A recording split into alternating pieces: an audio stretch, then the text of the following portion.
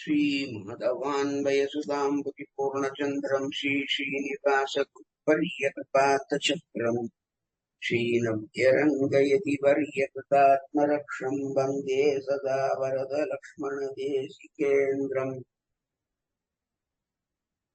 भारद्वाजम् शठारिम् शुभगुणान् पण्डितेन्द्रम् भजेऽहम् सूनुम् नारायणस्य सजनसुभगम् पञ्चसंस्कारमाप्य ग्रन्थान् श्रीरङ्गलक्ष्मीर्हरिमुनियुगात् तीररघुगीतशठारे यान् रङ्गकारेर्भवहरत्वया न्यस्तभारम् निसुम्मे श्रीमद्वेदान्तरामान् करुणालब्धवेदान्तयुग्मम् श्रीमश्रीवासयोगीश्वरगुरुपतयोरर्पितस्वात्मभारम् श्रीमश्रीरङ्गनाथार्पय विकृपया प्राप्तमोक्षाश्रमम् तम् श्रीमद्वेदान्तरामानुजमुनिमपरम् संश्रये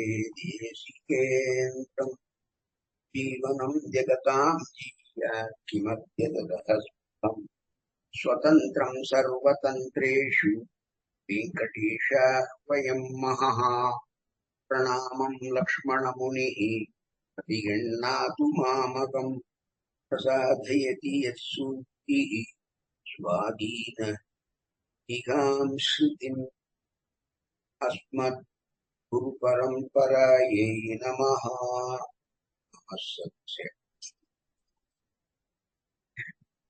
வேதம் முதலான பிரமாணங்களிலே ஷரன் அக்ஷரன் என்ற இரண்டு வகையினர், அதாவது இரண்டு வகைப்பட்டவர்களான ஜீவாத்மாக்கள் சொல்லப்பட்டுள்ளார்கள் என்பது மிகவும் பிரசித்தம்.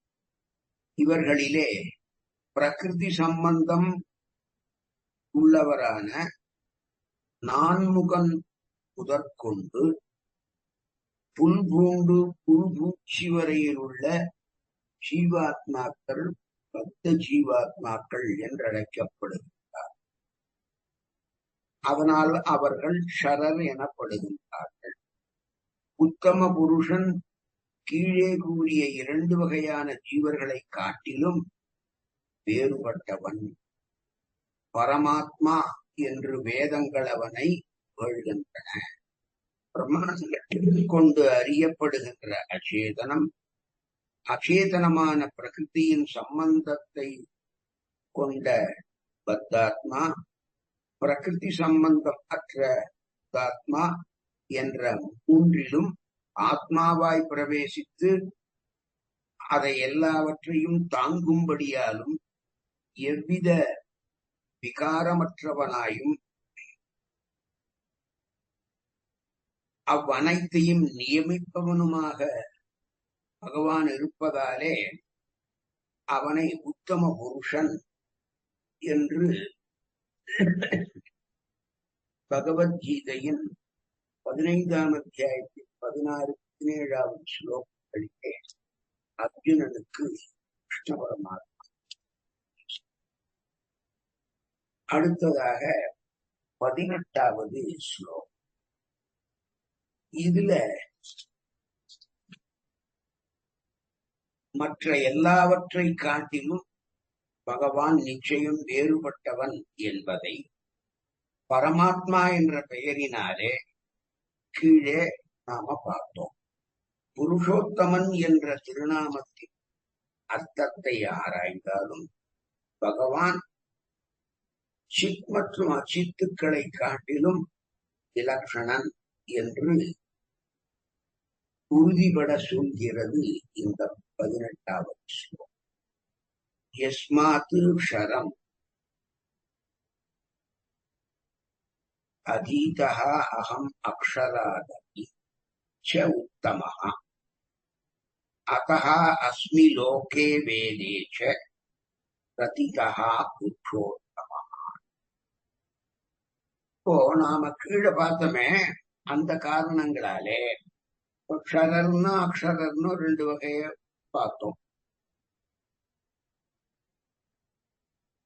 இந்த ரெண்டு வகைகளை காட்டிலும் பகவான் மிக உயர்ந்தவனாக இருக்கிறபடியினாலே வேதத்திலும் வேதாந்தங்களை அறிவதற்கு காரணமான ஸ்மிருதி இதிகாச புராணாதிகளிலும் புருஷோத்தமன் என்ற பெயருடன் பிரசித்தனாக பகவானான நான் விளங்குகிறேன் என்றான் பகவான்.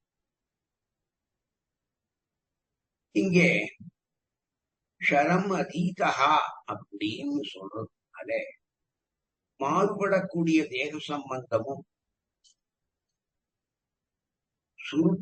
சுருக்கத்தையும் விரிவையும் பெறக்கூடிய ஞானமும் பெற்ற பக்தர்களை காட்டிலும் எம்பெருமான் மேம்பட்டவன். அவர்களுடைய தன்மையின் வாசனை கூட பகவான் நுகர்ந்தவன் அல்ல என்பது இங்கே அர்ஜுனனுக்கு சொல்லப்பட்டிருக்கிறது. அக்ஷராத் அபிச்ச உத்தமஹா, பிரகிருதி சம்பந்தம் விலகி முக்தர்களாக இருப்பவர்களை விட பகவான் உயர்ந்தவன். பக்தர்களை காட்டிலும் முக்தன் உயர்ந்தவன், முக்தனை விட நித்தியன் உயர்ந்தவன்.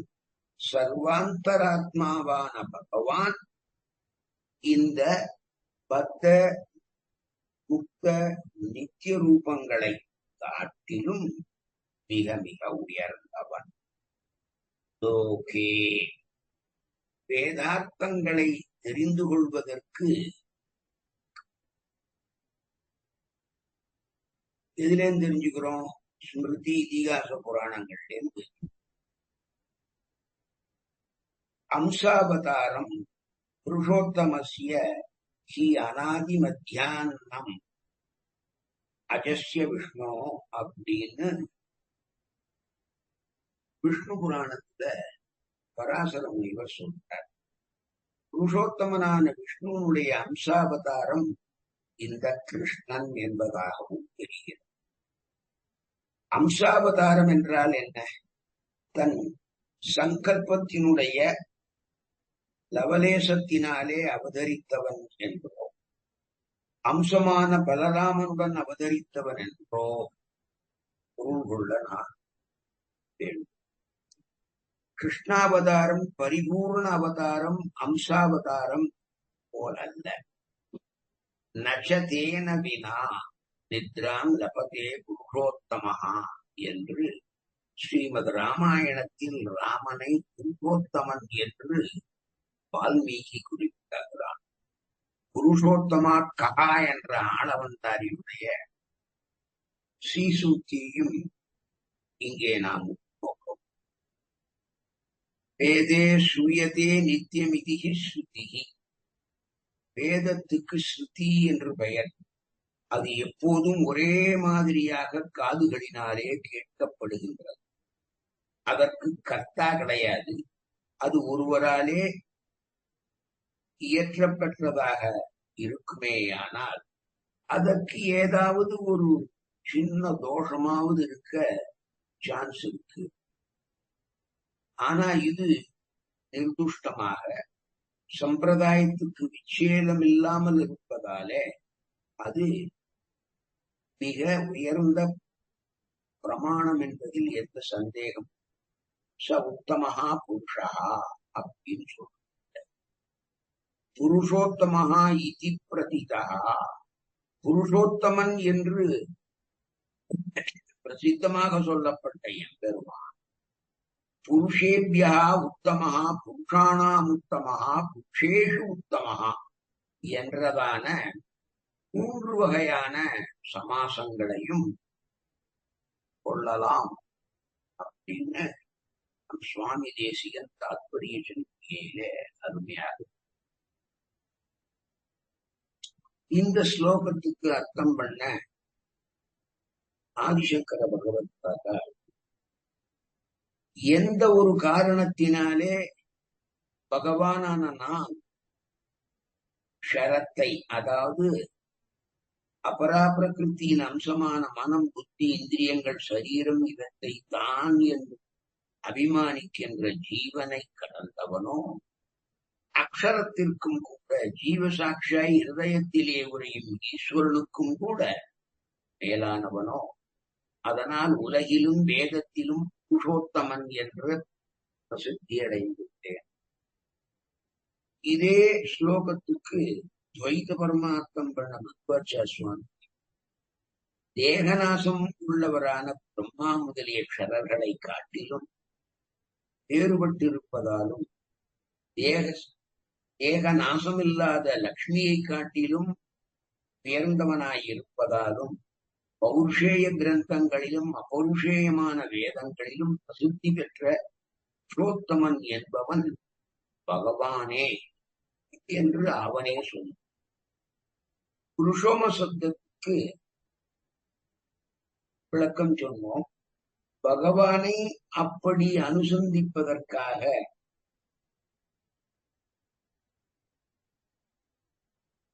அந்த பகவானை நன்கு அறிந்தவனை துதிக்கிறது அடுத்த 19ஆவது ஸ்லோகம். யோமாம் ஏவம் அசம்மூடஹ ஜானாதி புருஷ உத்தமம் சர்வவித் பஜதி மாம் சர்வபாவேன பார.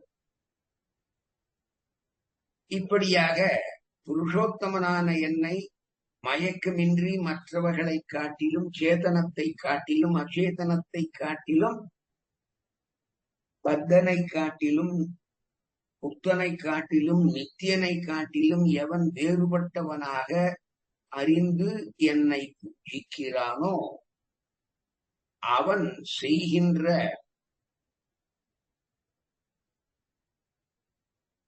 அந்த வழியை அறிந்தவனாக எல்லா விதங்களிலும் பகவானையே அவன் பூஜிக்கிறான் என்பதை பகவான் சொல். அசம்மூடகா என்ற என்ன அர்த்தம்? மயக்கம் இல்லாமல். சம்மூடகான்னா மயக்கம், அசம்மூடகான்னா மயக்கம் இல்லாது. அது பகவானுடைய சொரூபம் சுபாவம். இந்த ரெண்டிலேயும் எப்பொழுதும் நிருபாதிகமாகவே எந்த விதமான மாறுபாட்டையோ விகாரத்தையோ அடையாதிருப்பவன், எல்லா இடத்திலும் வியாபித்து எல்லாவற்றையும் தாங்குபவன், எல்லாரையும் நியமித்து சுவாமியாக விளங்குபவன் என்ற காரணங்களாலே பத்தர், முக்தர், நித்தியர் என்ற வகைப்பட்ட சேதனர்களை காட்டிலும் மிகவும் இலட்சணமானவன், வேறுபட்டவன் என்பதை நாம் சிறிதும் குழப்பமோ கலக்கமோ இல்லாமல் தெள்ள தெளிவாக தெரிவிக்கிறோம். சர்வவித்து பகவானான கிருஷ்ணனான என்னை அடைவதற்காக அறிய வேண்டிய அனைத்து சங்கதிகளையும் சர்வபாவேன மாம் பஜதி. பகவானான என்னை அடைவதற்கு சாதனங்களான எல்லா பஜன பிரகாரங்களினால் என்னை பூஜிக்கிறான். என்னை பற்றிய எல்லா அறிவுகளாலும் எனக்கு எந்த பிரீத்தி ஏற்படுமோ, என்னை பற்றிய எல்லா விதமான பஜனங்களாலும் பிரீத்திகளும் கீழே கூடியிருந்தால்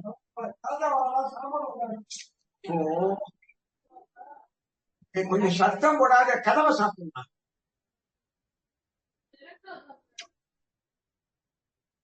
இந்த இரண்டு வகையான பிரீத்திகளும் கீழே சொல்லப்பட்ட அறிவினாலே ஏற்படுகிறது. பகவானான என்னை நினைப்பது, என் பெயர்களை சொல்லுவது, எனக்கு கைங்கரியம் பண்ணுவது, பகவானான என்னை வணங்குவது முதலியனர்கள். மோட்ச உபாயமான வழிகள் பற்பல இருக்கின்றன. அவற்றையெல்லாம் அறிந்து அவற்றில் தனக்கு பிரியமான, தன்னால் முடிந்ததான ஒரு வழியில் இழிந்து பகவானை பெற வேண்டும். எந்த வழியை அறிபவனும் முதலில் பகவானை புருஷோத்தமன் என்று தெரிந்து கொள்ள வேண்டும். முக்கியமான இந்த அம்சத்தை அறியாத போது எந்த வழியிலும் ஒருவனுக்கு தெளிவுகிறார். வழியில் ஒருவனுக்கு தெளிவு பிறக்காத பகவானை எந்த விதத்திலும் பூஜிக்க மாட்டான். ஆனால் இதற்கு மாறாக இதை அறிந்தவன் எல்லாவற்றையும் தெரிந்து கொண்டவனாக இருப்பதாலே எந்த பிரகாரத்தினாலும் எம்பெருமானை அவன் பூஜிக்கிறான். அவற்றாலே ஏற்படும் பிரீத்தி எல்லாவற்றிற்கும் மூலமான அந்த அறிவினாலே பகவான் இப்படி பகவானை நன்கு தெரிந்து கொண்டவனுடைய அறிவை இந்த ஸ்லோகத்துக்கு அத்வைத பரமான அர்த்தம் பண்ண நாட்சிம்பரர் அர்ஜுனா, எவனொருவன் இப்படி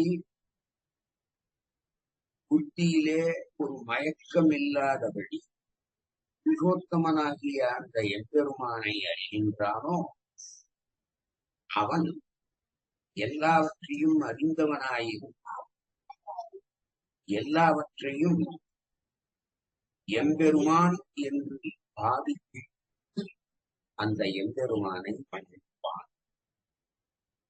துவைத பரமார்த்தம் பண்ண மத்வாச்சாரிய சுவாமி, ஹே பரத வம்சத்திலே பிறந்த அர்ஜுனனே, விபரீத ஞானம் இல்லாதவனாய் பொய்யான சர்வோத்மத்துவம் இங்கே சொல்லப்படுவதால் எந்த அதிகாரி என்ன இம்மாதிரி, அதாவது க்ஷர அக்ஷர புருஷரை காட்டிலும் உத்தமன் என்று வேதம் முதலியவர் சொல்லப்படுகிறதோ அதை போலவே அறிகிறானோ அவன் சகல வேத சாஸ்திரங்களின் அர்த்தத்தை அறிந்தவனாக என்னை மாதா பிதா பந்து சகா என்று பலவாறாக எல்லா விதமான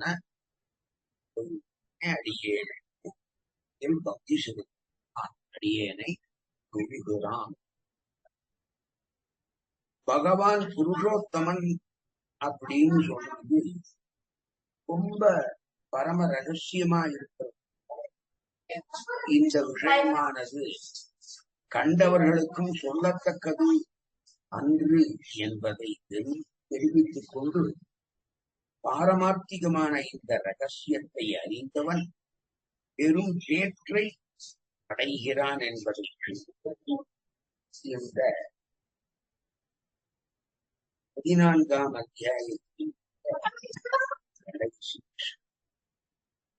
இதி குஹ்யதமம் ச சாஸ்திரம் இதம் முக்தம் மயா நகः ஏதத் புத்வா புத்திமான் ஸ்யாத் தத்யச்ச பாரத.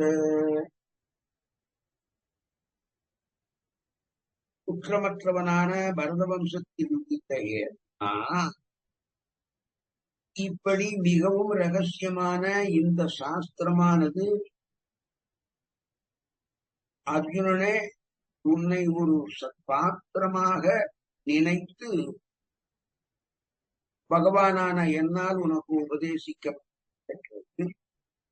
இதனை நீயும் நன்றாக அறிந்து கொண்டு பூஜிக்கும் வழிகளிலே அறிவுள்ளவனாக உபாயத்தை அனுஷ்டித்து என்னை அடை என்கிறான் பகவான். முக்கியத்தமம் என்பது பகவான் புருஷோத்தமன் என்பது ரகசியங்களுக்குள் பரம ரகசியமாகும். பகவான புருஷோத்தமன் சொல்றதுல என்ன பெரிய ரகசியம் இருக்கு? ஆனா இதம் சாஸ்திரம் இது மற்ற அனைத்து சாஸ்திரங்களை காட்டிலும் மிக மிகச் சிறந்த அனக ஏ தோஷமே இல்லாதவன் தோஷமற்றவனே. இந்த அனக சப்தத்தினாலே அர்ஜுனன் நல்ல சத்பாத்திரம் என்பது பகவானாலே தெரிவிக்கப்படும். பாரத என்ற பதம் பிறவியினால் அர்ஜுனன் இதை கேட்பதற்கு அதிகாரி என்பதையும் நமக்கு ஸ்பஷ்டமாக தெரிவிக்கிறது. மயா சொல்ல வேண்டிய தத்துவத்தை அறிந்தவனும் உன் அர்ஜுனனான உன்னுடைய யோக்கியதை அறிந்தவனுமான பகவான் உனக்கு நண்பனானவனான பகவானான என்னாலே சொல்லப்படும். ஏதத் புத்வா புத்திமான் ஸ்யாத் தத்யஸ்ய. பகவான் புருஷோத்தமன் என்பதை கலக்கமின்றி எவனொருவன் அறிகின்றானோ, எவனொருவன் பகவானை பெற விரும்புகின்றானோ, பெற வேண்டிய அனைத்து அறிவுகளையும் அவன் பெற்றவனாக ஆவான். செய்ய வேண்டியதான அனைத்து செயல்களையும் செய்தவனாக அவன் ஆவான். அதாவது எல்லாவற்றிற்கும் இது மூலமாகையினாலே இது கிடைத்தால் மற்றவை தாமே வரும் என்று தாற்பயமே தவிர அவை தேவையல்ல என்பதல்ல இங்கே கருத்து. இதுக்கு அத்வைதபரமா அர்த்தம் பண்ண சங்கர பகவத்பாதா இப்படி மிக ரகசியமாக இந்த சாஸ்திரம் பகவானான கிருஷ்ணனான என்னாலே பாபமற்றவனான ஹே அர்ஜுனா உனக்கு சொல்லப்படும். இதை நன்கு அறிந்து கொண்டு புத்திமானாகவும் செய்ய வேண்டிய சரணாகதியை செய்து முடித்தவனாகவும் ஒருவன் ஆகிறான். இங்கே செய்ய வேண்டிய கருமத்தை செய்து முடித்தவன்றார். செய்ய வேண்டிய கர்மம் என்ன? சரணாகதி தான். அதை செய்து சிவன் துவைத பரமார்த்தம் பண்ணும் போது ஏ பாபமற்றவனான அர்ஜுனா, இப்படி இந்த உலகமாகிற மரத்திலே வேர் போன்றிருத்தல், சர்வாந்தரியாமியாக இருத்தல், சர்வ உத்தமனாயிருத்தல் ஆகிய இது மிகவும் அறியத்தக்க, மிகவும் ரகசியமானது. இந்த ரகசியம் என்னாலே உனக்கு உத்தேசிக்க.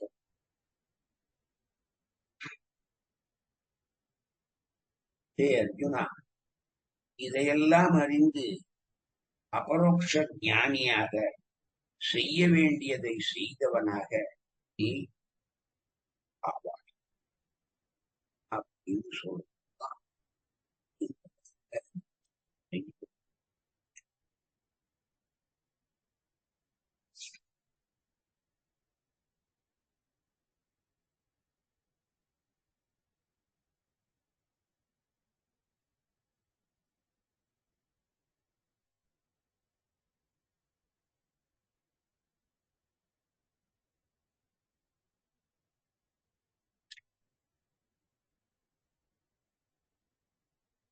எல்லா அத்தியாயங்களினுடைய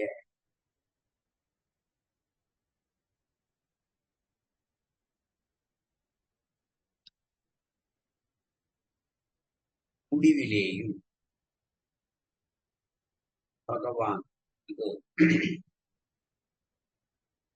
கிருஷ்ணன் இயற்றிய கீதையை பற்றிய நம் சுவாமி தேசிகன் அருளி செய்த கீதார்த்த சங்கர பாசுரத்துடன் முடிக்கும்.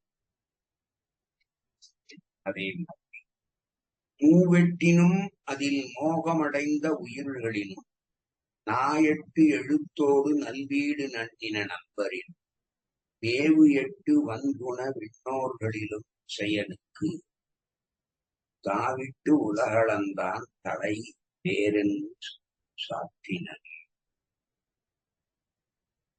தாவிட்டு உலகளந்தான் திருவிக்கிரம அவதாரத்திலே தாவி உலகத்தை எல்லாம் அளந்த அந்த எம்பெரும் விஷயனுக்கு அர்ஜுனனுக்கு மூவெட்டினும் 24 அச்சேதன தத்துவங்களை காட்டி அதில் மோகமடைந்த அந்த பிரகிருதியின் சம்பந்தத்தினாலே அஞ்ஞானத்தை பெற்று அந்த பக்த ஜீவர்களை காட்டிலும் எட்டு நாவினால் உச்சரிக்கப்பட வேண்டிய 8 எழுத்து திருவஷ்டாட்சரத்தினுடைய அனுசந்தானத்தினாலே நல்வீடு நன்னின சிறந்த மோட்சத்தை பெற்ற அம்பரினும் உயர்ந்தவர்களை காட்டிலும் மேவு 8 வன்குண விண்ணோர்களில் மிக நன்கு பொருந்தியதான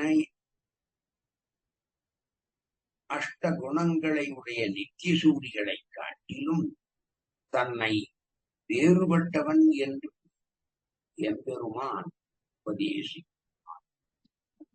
பிரகிருதி, மகத்து, அகங்காரம், ஞானேந்திரியங்கள் 5, கர்மேந்திரியங்கள் 5, மனசு, பஞ்சபூதங்கள், பஞ்சதன்மாத்திரங்கள் ஆக இந்த 24 தத்துவங்களையும் தனக்கு சரீரமாக எம்பெருமான் அந்த தத்துவங்களை காட்டிலும் வேறாக நிற்கிறான் என்பதை பூவட்டிலும் வேறு என்றதான சொல். பிரகிருதியின் சம்பந்தமானது ஒருவனுக்கு போகாது. சம்சார மண்டலத்திலேயே மீண்டும் இறந்து பிறந்து உடந்து தர்மபலங்களை அனுபவித்து பத்த ஜீவர்கள் என்று சொல்லப்படும். அதில் மோகமடைந்த உயிர்கள் என்ற பாசுரத்தை இந்த அர்த்தமானது இந்த பாசுரத்துல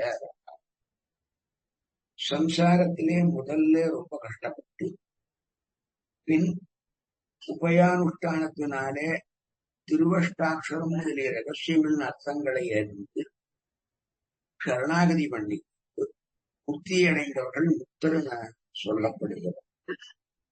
இவர்கள்தான் நம் சுவாமி தேசிகனின் இந்த பாசுரத்திலே 2வது அடியான நாயெழுத்தோடு நல்வீடு நன்யன் அம்பரினும் என்பார். ஒரு காலும் சம்சார பந்தமின்றி எம்பெருமானைப் போலவே பிறப்பும் இறப்பும் இல்லாது எப்பொழுதும் அஷ்ட குணங்களும் விளங்க பெற்ற ஞானம் சிஞ்சித்தும் சுருங்காமல் நிற்பவர்கள் நித்திய சூரிகள் ஆவார். பாசுரத்திலே மேவட்டு வன்குண விண்ணோர்கள் என்ற பகுதியினாலே நித்திய சூரிகளை குறிப்பிடுகிறார். எம்பெருமான் கீழே கூறியதான அச்சேதன பொருளையும் மூவகை சேதன பொருள்களிடையே விலட்சணமாக, ஆனால் அனைத்து பொருள்களுக்கும் அந்தர்யாமியாய் இருந்து அவற்றை தாங்கி நின்று அந்த அனைத்துக்கும் ஈஸ்வரனாக விளங்குகிறான். இந்த அம்சங்களாலே வேதம் என்ன, ஸ்மிருதி, அதை விளக்க வந்த ஸ்மிருதி இதிகாச புராணங்கள் என்ன, இதிலே எம்பெருமான் புருஷோத்தமன் என்று புகழப்படுகிறான் என்ற அர்த்தமானது பகவத்கீதையின் 15வது அத்தியாயத்திலே சொல்லப்பட்ட விஷயமாகும். சரி, இந்த பகவத்கீதையின் 15வது அத்தியாயத்தினுடைய மேன்மை என்ன, பெருமை என்ன, யசஸ் என்ன? கௌட தேசத்திலே கிருபான நரசிம்மன் என்ற ஒரு அரசனான். மிக நல்ல ஆட்சியர். அவனை பார்த்தாலே எதிரிகள்லாம் படுத்தும். தேவர்களும் ரொம்ப யாகங்கள்லாம் எப்போதும் நடக்கிறதுனாலே தேவர்கள்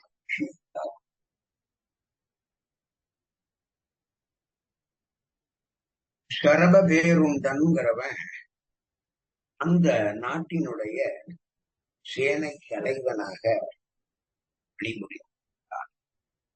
அவன் எந்த பாவம் கிஞ்சித்து அறியாதவன். அரசனை கொன்றுவிட்டு தானே அரசனாக முடிசூடுவதற்கு அவன் திட்டம் போடுகிறான். ஆனால் அந்த சர்வபேருண்டனுடைய பாபத்தின் காரணமாக அவன் பாந்தி பேதியிலே இறந்து மறு ஜென்மத்தில அவன் சிந்து தேசத்திலே ஒரு நல்ல குதிரையாக பிறக்கிறான். அந்த குதிரையை ஒரு வியாபாரி விலைக்கு வாங்கி கிருபான நரசிம்மன் அப்படின்னு பெயர் கொண்டதான முனிவரை சொன்னமே, அந்த கௌட தேசத்து ராஜாவுக்கு அத அதிகமான விலைக்கு விட்டுருக்கான். அரசன் அப்போது மிகவும் முதியவனாக இருந்தான். தனது நாட்டின் சேனாதிபதியாக இருந்தவனே தற்சமயம் குதிரையாக பிறந்து தன்னிடம் வந்திருக்கிறான் என்பது அந்த ராஜாவுக்கு தெரியாது. ஆனால் அந்த குதிரைக்கு மட்டும் அது நன்றாக, அந்த குதிரை முன் ஜென்மத்தில் தான் செய்த பாவத்துக்கு தனக்கு கிடைத்த தண்டனையை நினைத்து ரொம்ப வருத்தப்படும். நான் யாரை கொல்ல சதி செய்தேனோ அவனை சுமக்கக்கூடிய குதிரையாகவே பிறந்திருக்கிறேனே, நான் பண்ணின பாவத்துக்கு தக்க தண்டனையை பகவான் என, இனி இப்படிப்பட்ட பாவச் செயல்களை நான் ஒருபோதும் பண்ண மாட்டேன் அப்படின்னு ஒரு நாளைக்கு அந்த கிருபான நரசிம்மன்கிற ராஜா, அந்த கௌட தேசத்து ராஜா, அந்த சரகேருண்டவன் அங்கே முன்னால அவனுக்கு சேனாதிபதியா இருந்தவன் தானே இப்ப குதிரையா போறது, அந்த குதிரை மேல ஏறிட்டு வேட்டைக்காக காணும். அங்கே புலிய ஒன்ன பார்த்தான். அந்த புலிய வேகமா துரத்திண்டு தூரம் உள்ள போயிட்டான். அப்போது வெயில் ரொம்ப உரமா இருக்கு. ராஜாவுக்கோ தாங்க முடியாததான பரீட்சை தாகம். எங்கு அலைஞ்சாலும் சுத்தி சுத்தி நாலா பக்கமும் போறான். ஜலம் இருக்கிற இடமே அவனுக்கு. கடைசியில குதிரைய ஒரு புரசமரத்துக்கு அடியில கட்டிட்டு சமீபத்தில் உள்ள ஆசிரமத்துக்கு, அப்போது அந்த மரத்தில் இருந்த இலை ஒன்று குதிரையின் மேலே விழுந்தது. அந்த இலையிலே சில எழுத்துக்கள் எழுதியிருந்தன.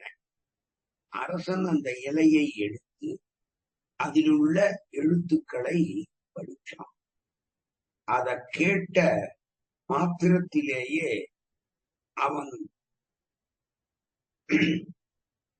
அவனை சுமந்து வந்ததான அந்த குதிரை தானே,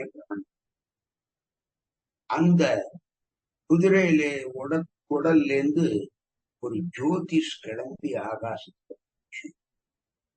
இதையெல்லாம் பார்த்த அரசனுக்கு பேராச்சரியம் ஏற்பட்டது. அவனுக்கு ஒண்ணுமே புரியல. அரசன் ஆசிரமத்துக்கு ஜலத்தை கேட்டான். அவளும் கூட்டா ஜலத்தை பருகிதாகி அங்கே இருந்த முனிவரிடம் நடந்த வரலாற்றை விசதமாக விரிவாக சொல்லி அவத்திலே இன்பம். இது என்னன்னு தெரியலையே, நீங்க எனக்கு. அந்த முனிவர் தன்னுடைய ஞான திருஷ்டியினாலே, அந்த குதிரை தான்ப்பா முன்னால உனக்கு சேனாதிபதியா இருந்து உன்னை கொல்லணும்னு நினைச்சது. ஆனா பாமகர்மத்தின் பலனாக அவன் பாந்தி வேதியிலே செதுத்தான். மறுபிறவிலே சிந்து தேசத்துல ஒரு நல்ல அழகான குதிரையா பிறந்தான். அந்த குதிரைய வணிகமொத்தம் வாங்கி அதை உங்க நல்ல விலைக்கு விட்டுக்கூடான். தாம் கீதையில் 15ஆம் அத்தியாயத்தின் நிஷ்டையிலே இருந்ததாலும், தம்முடைய சிஷ்யன் ஒருவன் தம்மை போலவே 15ஆம் அத்தியாயத்தின் நிஷ்டை பெற்றவன் என்றும், அவன் அந்த இலையிலே கீதையின் 15ஆம் அத்தியாயத்தின் 15வது ஸ்லோகத்தை எழுதியிருந்தான். அதை அரசன் வாசித்தவுடனே அதை கேட்ட குதிரை நற்கதியை அடைந்து விட்டது என்னும் அந்த முனிவர் அந்த ராஜாவுக்கு சம்போபங்கமா விளக்கமா ஸ்லோகத்தை கேட்ட குதிரைக்கே கதி ஏற்படுமானால் இந்த ஸ்லோகத்தை வாசித்த எனக்கு ஏன் உடனே நற்கதி ஏற்படவில்லை அப்படின்னு அதே முடிவட்ட கேட்டான். அதுக்கு முனிவர்களும் சொன்னார், தான் முன்பிறவியிலே செய்த பாபத்தை நினைச்சு நினைச்சு குதிரை ரொம்ப வருத்தப்பட்டது, பச்சாதாபப்பட்டது, நிர்வேதப்பட்டது. இந்த சரீரம் ஒழியும் வேளை நெருங்காதா என்று கூவிக்கொள்ளும் காலம் புகாதோ அப்படின்னு தவிச்சு பகவானுடைய மனம் உருகும்படியாக அது தினம் பிரார்த்தித்துக் கொண்டு. அதனாலதான் அந்த ஸ்லோகத்தை கேட்ட உடனேயே அதுக்கு நல்ல கதி கிடைக்கும். உனக்கு அப்படிப்பட்ட ஒரு பக்குவ நிலை இன்னும் ஏற்படாததுனாலே உனக்கு உடனே நல்லது கிடைத்த நிச்சயம் கிடைக்கும். இப்போ அந்த ராஜா இந்த பகவத்கீதையின் 15ஆம் அத்தியாயத்தினுடைய பெருமையை மிக நன்றாக உணர்ந்து அந்த முனிவரையே மிக வினயத்துடன் தொழுது அந்த கீதையின் 15ஆம் அத்தியாயத்தை தனக்கு உபதேசிக்கும்படியாக வேண்டி முனிவரும் பரம கிருப்பையோடு அந்த அரசனுக்கு 15ஆம் அத்தியாயத்தின் விஷயங்களை உபதேசித்தார். அந்த ராஜா மனத்தளவிலே வெறுப்பும் தன் குமாரனுக்கு பட்டத்தை தாம் காட்டில போய் கீதையினுடைய 15ஆம் அத்தியாயத்தை பக்தி சிரத்தையுடன் சதாசர்வ காலம் கொண்டு அதிலே நிஷ்டை பெற்று புஷ்பக விமானம் வர அதிலே ஏறி கதி அடைத்தான் ஸ்ரீவைகுண்டம் என்று பரமசிவன் பார்வதியின் சொன்னாக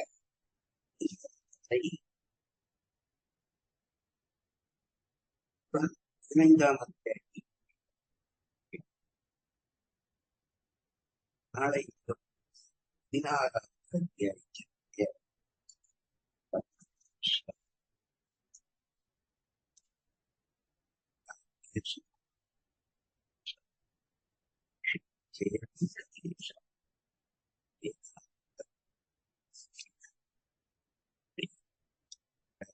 சந்தேகப்பட்டார்.